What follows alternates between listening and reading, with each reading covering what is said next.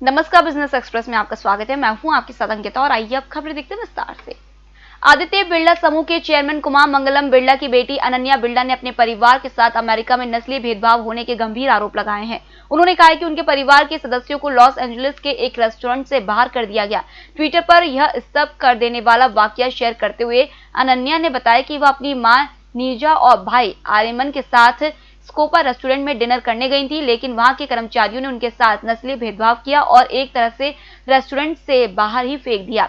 26 वर्षीय गायिका और उद्यमी अनन्या ने कहा कि यह वाकया काफी दुखद है, यह अच्छी बात नहीं है। कारोबारी हफ्ते के दूसरे दिन बाजार में खरीदारी है। बीएसई सेंसेक्स 69 अंक ऊपर 40,215 पर और निफ्टी 33 अंक ऊपर 11,801 पर कारोबार कर रहा है।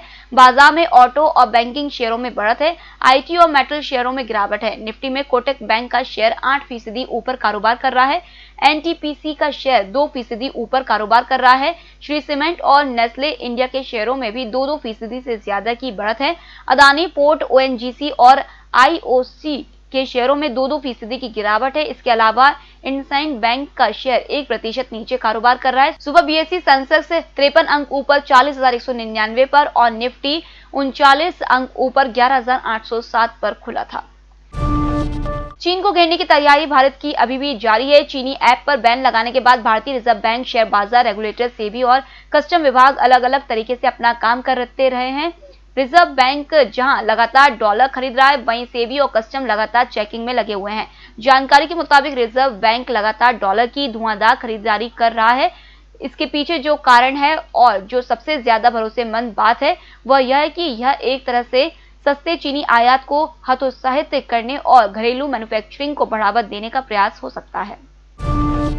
National payments corporation of India ने रुपे फेस्टिव कार्निवल लॉन्च किया है। इस पर 65% तक का डिस्काउंट मिलेगा। रुपे कार्ड धारक हेल्थ, फिटनेस, शिक्षा, ई कॉमर्स जैसी कैटेगरी में तो आकर्षक ऑफर हासिल कर ही सकते हैं, साथ ही dining, food delivery, shopping, entertainment, wellness, pharmacy आदि कैटेगरी में भी ऑफर्स हासिल कर सकते हैं। एनपीसीआई की ओर से जारी बयान के मुताबिक रुपे फेस्टिव कार्निवल के तहत आकर्षक ऑफर्स ग्राहक ले सकते हैं। यह कैंपेन रुपे यूजर्स को कई फायदे और आकर्षक डिस्काउंट उपलब्ध कराएगा। रुपे कार्ड धारक कैंपेन के तहत कुछ प्रमुख राष्ट्रीय, क्षेत्रीय व लोकल ब्रांड से खरीदारी करने पर 600 से अधिक ऑफर्स का लाभ उठा सकते हैं। दूरसंचार कंपनी भारती एयरटेल ने तेजी बढ़ते क्लाउड कम्युनिकेशन मार्केट में कदम रखा है। सोमवार को कंपनी ने मार्केट में अपना प्रोडक्ट लॉन्च किया। इसका नाम एयरटेल IQ है। यह एक cloud based omni channel communication platform है। एयरटेल IQ को समय पर और सुरक्षित संचार के माध्यम से ग्राहकों संग बेहतर संबंध बनाने के मद्देनजर डिजाइन किया गया है। प्रधानमंत्री नरेंद्र मोदी ने global oil and gas suppliers को रिस्पॉन्सिबल प्राइसिंग अपनाने और पारदर्शी व लचीले बाजार की तरफ बढ़ने की अपील की और कहा कि भारत एनर्जी कंजप्शन को दिशा देगा। सेरावीक के चौथे इंडिया एनर्जी फोरम में उन्होंने कहा कि देश की रिफाइनिंग क्षमता को 2 गुना करने का भी लक्ष्य रखा है। उन्होंने साथ ही कहा कि भारत 2022 तक नवकरणीय ऊर्जा स्रोतों से 175 में गीगावाट बिजली पैदा करने का लक्ष्य हासिल करने की तरफ बढ़ रहा है। ब्रिटेन की एक अदालत ने 7वीं बार भगोड़े नीरव मोदी की जमानत याचिका खारिज कर दी है। बता दें कि नीरव मोदी भारत में पंजाब नेशनल बैंक से 14,000 करोड़ रुपए से अधिक के लोन की धोखाधड़ी और मनी लॉन्ड्रिंग के मामले का आरोपी है और उसे भगोड़ा घोषित किया जा चुका है। नीरव मोदी ने अपने प्रत्यर्पण के आदेश के खिलाफ ब्रिटेन की अदालत में चुनौती दी थी।